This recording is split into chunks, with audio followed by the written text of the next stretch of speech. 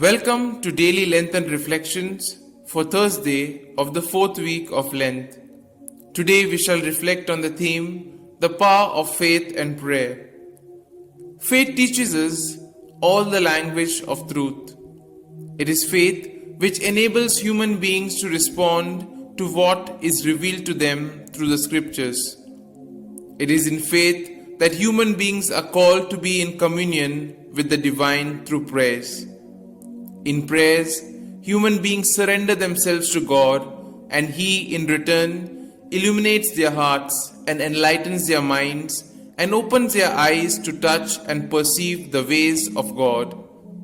In the first reading, we come across the people of Israel who did not have faith in God, who brought them out of the land of Egypt. Due to the lack of faith, they did not perceive the ways, will, and time of God in the absence of Moses.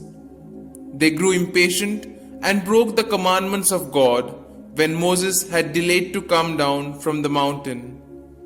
Angered by their misdeed, God wanted to punish them. However, heeding the imploration of Moses, God changed his mind.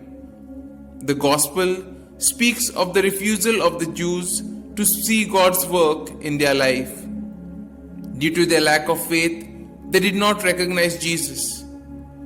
Today, both the readings invite us to have faith in the Word of God. We all know that sin is present within us, in our families, communities, societies, etc. Many people do not like to talk about sin because they would consider the word and concept as being too judgmental. Our word sin is translated from the Greek amartia, meaning to miss the mark or to veer off course. The word amartia is used to describe an arrow missing the mark on a target. When we sin, we miss the mark of doing what is right, just, proper, and morally decent. We veer off course and become disconnected in a loving relationship with God and others.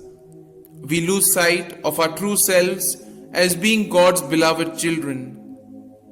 Sin creates within us a depraved, selfish heart which refuses to care for God and others.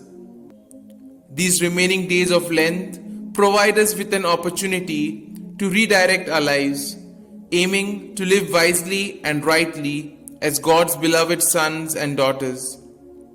With God's grace, we can turn away from sin, freeing ourselves from the selfishness in which we have entangled.